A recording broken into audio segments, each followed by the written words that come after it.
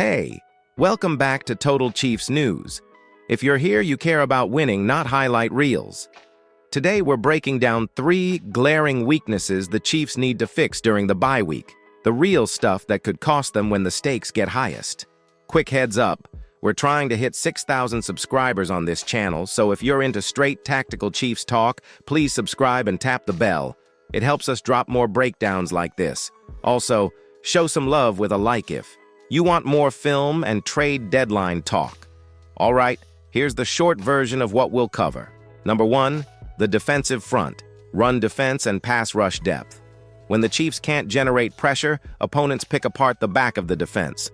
Number 2, the secondary and communication issues that pop up when pressure is missing, blown coverages, mismatches, and late rotations.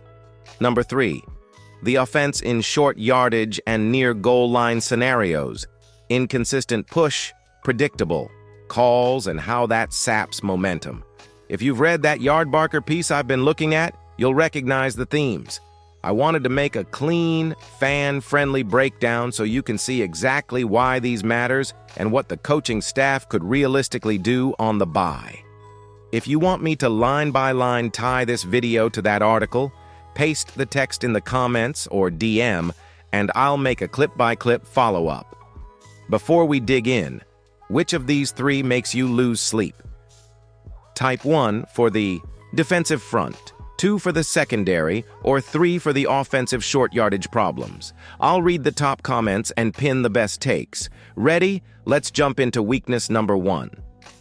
All right, let's start with the trenches, because this is where everything begins. And right now, it's where the Chiefs are showing cracks. The first glaring weakness the Yardbarker piece talked about, and something every serious fan can see, is how inconsistent the defensive front has been at setting the tone, both against the run and when it comes to rushing the passer. Now, don't get me wrong, Chris Jones is still a monster. When he's healthy and locked in, he's one of the top interior disruptors in the entire league. But look beyond him, and you start to see the problem. The Chiefs' pass rush just isn't getting home consistently enough, especially from the edges. The supporting cast hasn't stepped up the way this defense needs, and when the front 4 don't get pressure, the entire defensive structure suffers. You start to see more stress on the corners, more exposure in the flats, and suddenly those third and long situations that should be automatic stops turn into first downs. Against physical teams, like the Ravens or the 49ers, this issue becomes even more obvious. Kansas City's defensive front sometimes gets pushed back, especially on early downs. That leads to second and short situations, which makes life way too easy for opposing play callers. When you let the other team stay ahead of the sticks, it neutralizes your biggest defensive advantage: speed. The Chiefs' defense is built on fast pursuit, not brute strength. But that works only if they win at the line of scrimmage early. Now let's talk about what can be done during the bye week. First, rotation. Guys like George Karlaftis are giving everything they've got, but the rotation depth behind him just isn't scaring anyone. The coaching staff needs to get creative, maybe give more snaps to rotational linemen who can bring fresh legs or even start experimenting with situational blitz packages. You don't need to blitz all the time, but every once in a while, let linebackers like Leo Chenal or Nick Bolton attack downhill and change the rhythm. Pressure doesn't always have to come from your stars. Sometimes it's about timing and disguise. Another big factor? Tackling discipline. The film doesn't lie. Missed tackles have been creeping in, especially on outside zone runs. When your defensive ends crash too hard, inside and your linebackers overrun the gap, those plays spill out for chunk gains. The bye week is the perfect time to reset fundamentals: pad level, pursuit angles, and communication pre-snap. Those little details separate great defenses from average ones. Let's also be real. Some of this comes down to roster construction. You can only do so much schematically if you don't have the horses. So I'll throw this question to you. Should Kansas City go shopping for another pass rusher before the deadline? Or do you think Spags can coach this group up to where it needs to be? Type trade if you think they should make a move, or trust if you believe in this staff's ability to adjust. I'll tally up the comments and we'll discuss the results in an upcoming video. There's also something to be said for fatigue. The Chiefs' defense has spent a lot of time on the field in recent games because the offense hasn't been sustaining drives. That's another reason the bye week is huge. This is the reset point. Conditioning, hydration, and practice intensity, they all matter in November and December. If this front wants to be dominant in January, they've got to use this time to recharge and sharpen up the fundamentals. One bright spot? The versatility of guys like Mike Dana and Charles Omenihu when healthy. They can line up both inside and outside, giving Spags flexibility in how he attacks different fronts. But they need help, and they need consistency. You can't expect Chris Jones to carry the load every single week.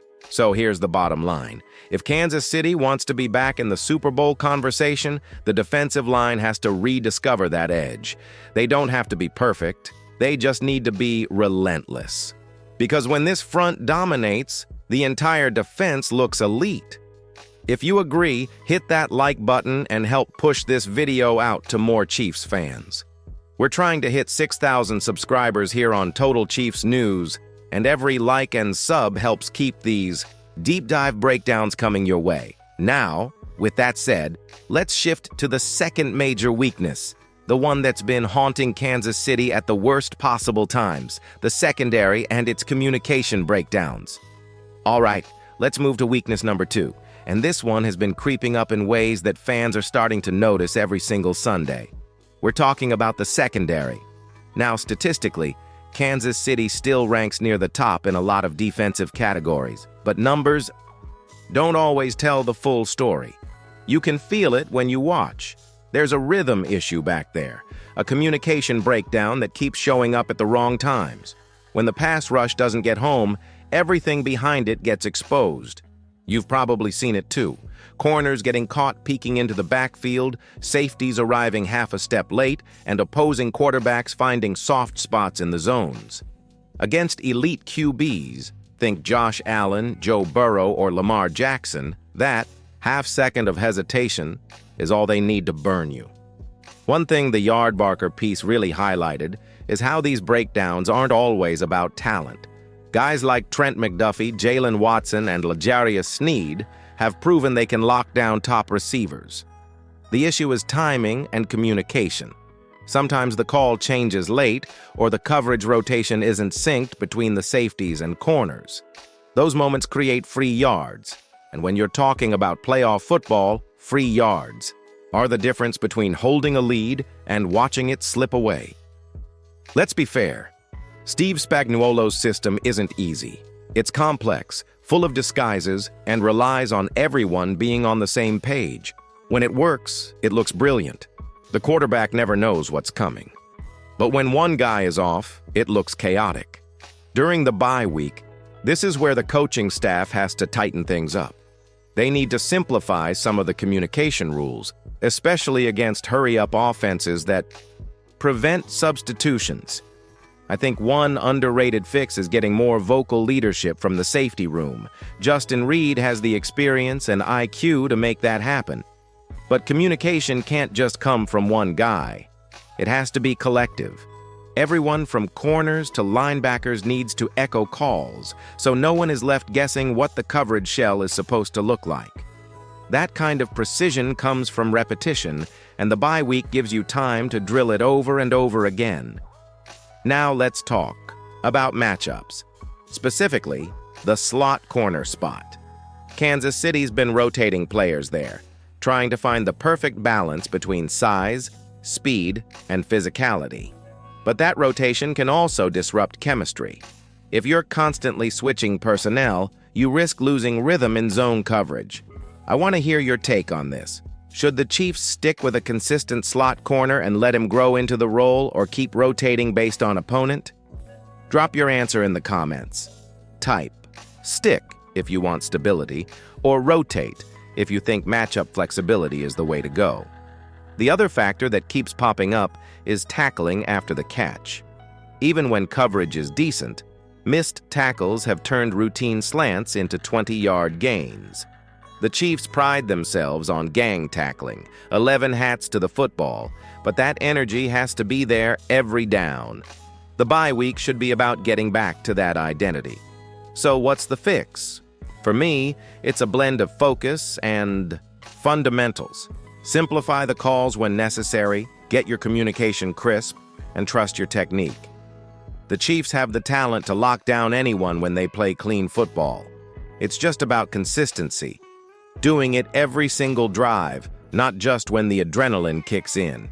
Before we jump to the offensive side of the ball, hit that like button if you believe this defense can get back to form after the bye. And if you haven't yet, make sure to subscribe to Total Chiefs News. We're pushing towards 6,000 subscribers, and your support helps keep real fan-first content alive. Up next, we're flipping the field to talk about the offense, because that's where Kansas City's third major weakness has been hiding all season long. Now let's talk offense, because while it's easy to lean on Patrick Mahomes' magic, even he can't keep masking what's been going wrong in short yardage and red zone situations. This third weakness isn't about overall talent. It's about consistency, physicality, and play-calling balance. Let's be real. The Chiefs' offense still scares every defensive coordinator in the league. But the problem? Too often, drives stall when Kansas City needs just 1 or 2 yards.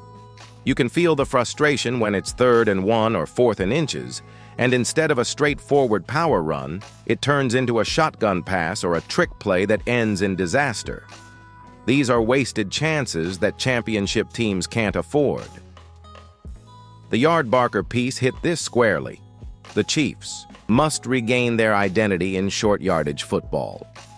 You don't have to become a run-heavy offense, but when defenses know you're probably going to pass even on 3rd and 1, you've lost your unpredictability.